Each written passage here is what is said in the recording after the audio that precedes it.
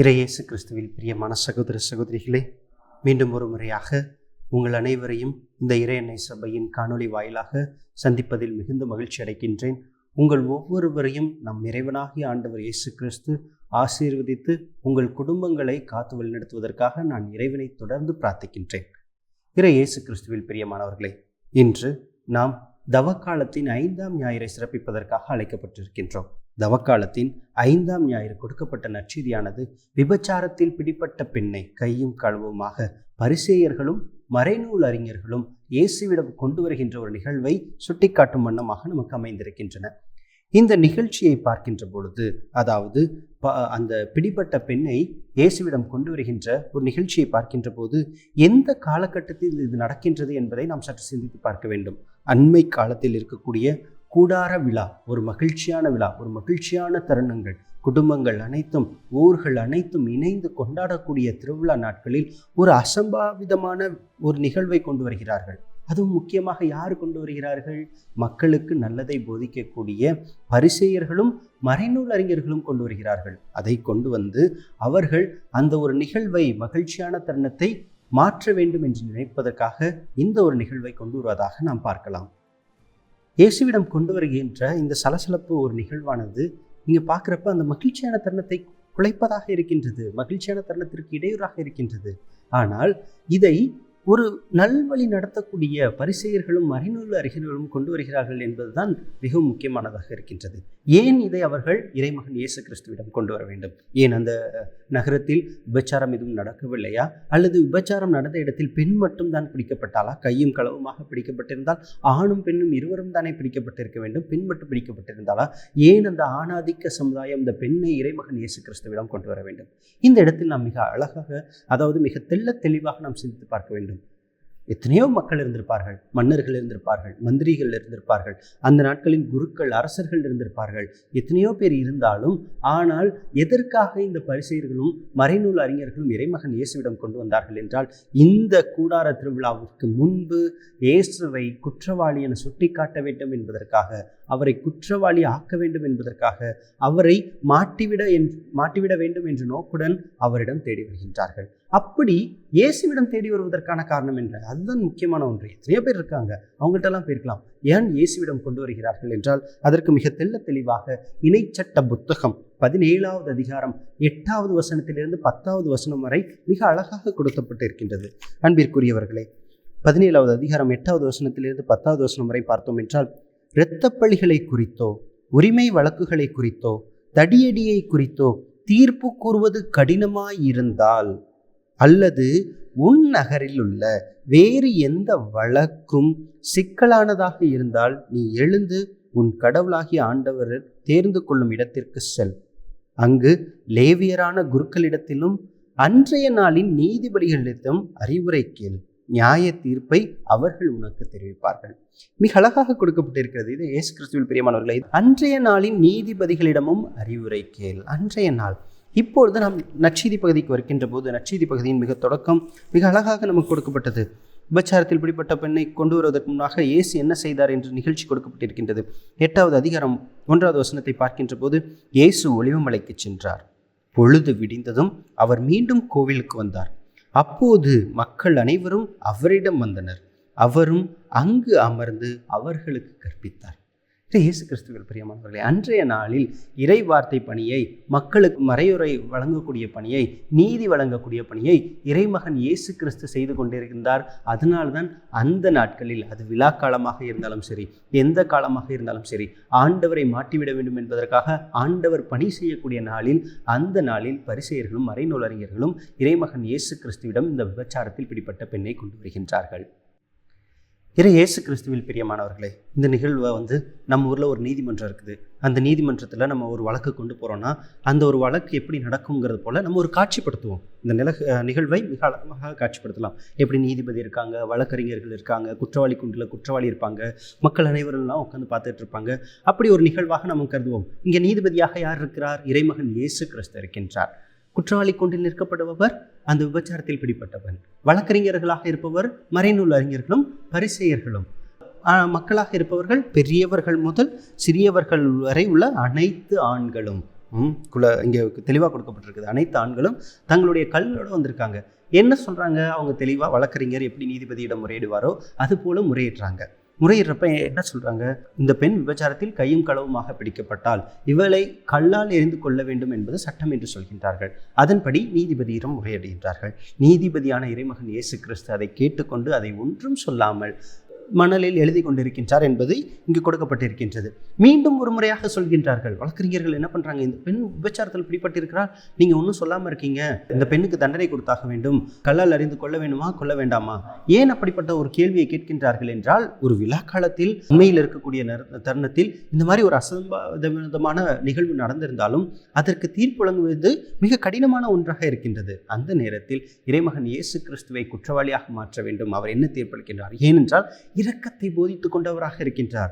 இரக்கத்தை போதித்துக் கொண்டவராக இருக்கின்றார் என்றால் அந்த பெண்ணுக்கு அவர் இரக்கம் காட்ட வேண்டும். அப்படி இரக்கத்தை போதிக்கல, அவர் பொய் சொல்லி எல்லாத்தையும் பண்ணிட்டு இருக்காரு அப்படின்னா அந்த பெண்ணுக்கு தீர்ப்பு வழங்கணும்னு சொல்லுவார். இதை வச்சு அவரை பிடிச்சிடலான்னு நினைச்சு அந்த கேள்வியை மீண்டும் மீண்டும் எழுப்புகின்றார்கள். இறைமகன் இயேசு கிறிஸ்து மிக தெளிவாக இரக்கத்தை யாருக்கு காட்ட வேண்டும் என்பதை தெளிவாக அவர் சுட்டி காட்டுகின்றார். இந்த இடத்தில் நாம் பார்த்தோம் என்றால், இறைமகன் இயேசு கிறிஸ்து குற்றவாளி கூண்டில் நிற்கின்ற பெண்ணை பார்க்கின்றார். அவளை பார்த்துவிட்டு மக்கள் அனைவரையும் பார்க்கின்றார். அந்த பெரியவர்கள் முதல் சிறியவர்கள் வரை நிற்கவர்களை பார்க்கின்றார். பார்த்துவிட்டு ஆண்டவர் இயேசு கிறிஸ்து கேட்கின்றார், அவர்களை பார்த்து கேட்கின்றார், உங்களில் முதலில் குற்றம் செய்யாதவர் இந்த பெண்ணின் மீது கல் எறியட்டும் என்று கூறுகின்றார். இந்த காட்சியை பாருங்களேன். குற்றவாளி கூண்டில் நிற்கிறது விபச்சார பெண். ஆனால் குற்றவாளி கூண்டு இடம் மாறுகின்றது. இறைமகன் இயேசு கிறிஸ்து குற்றவாளி கூண்டு அப்படியே மாத்துறாரு. இப்போ மக்கள் எல்லாரும், அந்த பெரியவர்கள் முதல் ஆண்கள், ஆண்கள் முதியவர்கள் முதல் சின்னவர்கள் வரை அனைவரும் இந்த குற்றவாளி கூண்டுக்குள்ள போயிட்டாங்க. காட்சி எப்படி மாறுதுன்னு பார்த்தீங்களா? ஆனால் நடக்க முடியாத ஒரு காட்சி. ஆனால் இறைமகன் இயேசு கிறிஸ்து அதை நடத்தி காட்டுகின்றார். உங்களில் முதலில் குற்றம் செய்யாதவர்கள் இந்த பெண்ணின் மீது கல்லெறியட்டும் என்று குற்றவாளி கூண்டானது இடம் மாறுகின்றது. அங்கே அனைவரும் குற்றவாளிகளாக நிற்கின்றார்கள். அப்போது அவர்கள் நிற்கின்ற போதுதான் தெரிகின்றது, நாமளும் குற்றம் செய்தோம், நாமளும் பாவம் செய்தோம் என்று தங்கள் முதியவர்கள் முறை சிறியவர்கள் வரை அனைவரும் கற்களை கீழே போட்டுவிட்டு சென்று விடுகிறார்கள். சென்றுவின்ற பிறகு மீண்டும் அந்த இடத்தில் அந்த காட்சி பொருளில் நிற்பது வழக்கறிஞர் கிடையாது, மக்கள் கிடையாது, சாட்சிகள் கிடையாது, எதுவுமே கிடையாது. இப்போ இருக்கிறது நீதிபதியும் அந்த விபச்சாரத்தில் பிடிப்பட்ட பெண்ணும் தான். இப்போது இறைமகன் இயேசு கிறிஸ்து அந்த பெண்ணை பார்த்து கேட்கின்றார், அம்மா, உன்னை யாரும் தீர்ப்பிடவில்லையா என்று கேட்கின்றார். அதற்கு அந்த பெண் ஒரே வார்த்தை தான், ரொம்ப கஷ்டமான வார்த்தை, இல்லை ஐயா. ஏனென்றால் அந்த பெண் இந்த தருணத்தில் இருக்கின்றாள் என்றால், இப்போ மக்கள்கிட்டேருந்து ஆண்டவர் இயேசுவை காப்பாற்றுறார். இருந்தாலும் நான் செய்தது தவறு, நான் செய்தது குற்றம், நான் குற்றம் செய்தேன், என்னை தண்டிக்க வேண்டிய நீதிபதி இடத்தில் ஆண்டவர் இறைமகன் இயேசு கிறிஸ்து இருக்கின்றார். அவர் என்ன சொல்வார் என்ற ஒரு ஏக்கத்தில் இருக்கின்ற அந்த பெண், ஐயா, இல்லை ஐயா என்ற ஒரு மனவேதனையோடு கூறுகின்றார். ஒரு இரக்கத்தை எதிர்பார்த்தவராக கூறுகின்றார். அப்பொழுது இறைமகன் இயேசு கிறிஸ்து தன்னுடைய அளவு கடந்த இரக்கத்தை அந்த பெண்ணுக்கு பொழிகின்றார். இல்லை அம்மா, நானும் உன்னை தீர்ப்பிடவில்லை, சென்று வாரும் என்று கூறுகின்றார். இறைமகன் இயேசு கிறிஸ்துவில் பிரியமான சகோதர சகோதரிகளே, இன்று நாம் வாழ்கின்ற வாழ்க்கையை நாம் சற்று சிந்தித்து பார்ப்போம். எப்படிப்பட்ட மனிதர்கள் மத்தியில் வாழ்கின்றோம். நிறைய பேர் நமக்கு துரோகம் செய்தவர்களாக இருப்பார்கள், கெடுதல் செய்தவர்களாக இருப்பார்கள். அவர்கள் மத்தியில் வாழ்ந்து கொண்டுதான் இருக்கின்றோம். சில நேரங்களில் என்ன பண்ணுறோம்? நம்முடைய கோபங்கள் உச்சகட்டமாகி அவர்களை தீர்ப்பிட வேண்டும் என்பதற்காக, அவர்களை குற்றவாளிப்படுத்த வேண்டும் என்பதற்காக சிறிய சிறிய தவறுகளையும் அவர்களை சுட்டிக்காட்டி, நீ இந்த தவறு செஞ்சுட்ட, நீ இப்படி பண்ணக்கூடாது, இது பண்ணக்கூடாது, அது பண்ணக்கூடாது என்பதை நாம் ஒருவர் மற்றவர்களுடைய தவறுகளை தான் சுட்டிக்காட்டுபவர்களாக இருந்து கொண்டிருக்கின்றோம். இன்று எத்தனையோ நல்ல குணங்கள் அவர்களிடம் இருக்கின்றன, எத்தனையோ நன்மை செயல்கள் அவர்களிடம் இருக்கின்றன. அதற்கு நாம் பாராட்டுகின்றோமோ இல்லையோ, ஆனால் ஒரு சிறிய தவறு ஒருவர் செய்கின்ற போது அந்த தவறை நாம் சுட்டிக்காட்டுபவராக இருக்கின்றோம். இயேசு கிறிஸ்துவில் பிரியமானவர்களே, நாமும் இந்த நிகழ்ச்சி நிற்பது போல நினைத்து பார்ப்போம். அவர்களை சுட்டிக்காட்டுகின்றோம் என்றால் நாமும் பாவம் செய்தவர்களாகத்தான் இருக்கின்றோம், நாமும் குற்றம் செய்தவர்களாகத்தான் இருக்கின்றோம். அப்படி என்றால் நம்முடைய குற்றத்திற்கும் பாவத்திற்கும் முதல் தண்டனை நாம் கொடுக்க வேண்டும். அப்படி என்றால் இறைமகன் இயேசு கிறிஸ்து நம் ஒவ்வொருவரையும் பார்த்து கூறுகின்றார், நம் ஒவ்வொருவரும் குற்றவாளிகள், பாவிகள். அதற்காகத்தான் இந்த தவக்காலம் கொடுக்கப்பட்டிருக்கின்றது. இந்த தவக்காலம் மனம் மாற்றத்திற்கான காலம். ஆண்டவர் இயேசுவிடம் நாம் பாவத்திற்கு மன்னிப்பு கேட்டு பாவிகளாக நாம் உணர்ந்து அந்த பாவத்திலிருந்து மீண்டும் எழுந்து வாழ்வு பெற வேண்டும் என்பதற்காக கொடுக்கப்பட்ட காலம்தான் இந்த தவக்காலம். இந்த தவக்காலத்தில் வாழ்ந்து கொண்டிருக்கின்ற நம் ஆண்டவரை பார்த்து கேட்போம், ஆண்டவரே, என்னுடைய குற்றங்களை மன்னியும், என்னுடைய பாவங்களை மன்னியும். நான் குற்றவாளியாக பாவியாக இருக்கின்ற போது மற்றவர்களை தீர்ப்பிடாமல் இருப்பதற்கு நீர்தாமே எனக்கு சக்தியை தாரும், பலத்தை தாரும், அருளை தாரும், உமது ஆற்றலையும் அருளையும் என்னோடு என்றும் இருக்க செய்தரலும் என்று ஆண்டவரை நம்ம பிரார்த்திப்போம். இன்று நாட்களில் இந்த தவக்காலத்தை பற்றி பேசிகிட்டு இருக்கப்ப ஒரு அருட்சகோதரிகிட்ட பேசிகிட்டு இருக்கப்ப சொன்னாங்க, அந்த அருட்சகோதரி சொன்னாங்க, ஃபாதர், நம்ம பாவம் எளிமையாக செஞ்சிடறோம், ஆண்டவருக்கும் நமக்கும் உள்ள உறவு எப்படி இருக்குது தெரியுமா ஃபாதர்? ஒரு கயிறு ஆண்டவர் கயிறு கட்டி, அந்த கயிறில் நம்மளுடைய கையை கட்டி நம்ம தொங்கிட்டு இருக்கோம். ஒவ்வொரு நாளும் நம்ம ஆண்டவருடைய அன்பு பெருகும்போது அந்த கயிறு மேலே மேலே போயிட்டே இருக்குமா, ஆண்டவர் இழுத்துக்கிட்டே இருப்பாராம். அந்த கயிறை அறுக்க முடியாதான், ஏன்னா அது ஆண்டவர் போட்டு முடித்து, அதை யாராலையும் அவுக்க முடியாது. அப்படி என்றால் நம்ம ஒவ்வொரு நாளும் நம்முடைய அன்பும் அருளும் ஆண்டவருடைய அன்பு பெருகி கொண்டே போயிட்டு போது, ஜெபம் பெருகி கொண்டே போயிட்டு இருக்கும்போது நம்ம ஆண்டவரிடம் இன்னும் அதிகமாக நெருங்கி கொண்டே போகிறோம் ஃபாதர். அன்பு அதிகரித்து கொண்டே போயிட்டு இருக்குது அப்படின்னு சொன்னாங்க. அப்போ சொன்னாங்க, பாவத்தில் நம்ம விழுறப்ப அந்த கயிறானது அறுந்து விடுகிறது. கயிறு அறுந்து விழுறப்ப நம்ம என்ன பண்ணுவோம்? விழ போவோம். ஆனால் ஆண்டவர் இயேசு விட மாட்டார். நம்மளை விடாமல் திரும்ப பிடிப்பார். எப்போ நம்முடைய பாவத்துக்கு நாம் மனம் வருந்தி மன்னிப்பு கேட்கின்ற போது ஆண்டவர் அந்த கயிறை விடாமல் திரும்ப முடிச்சு போடுவார்.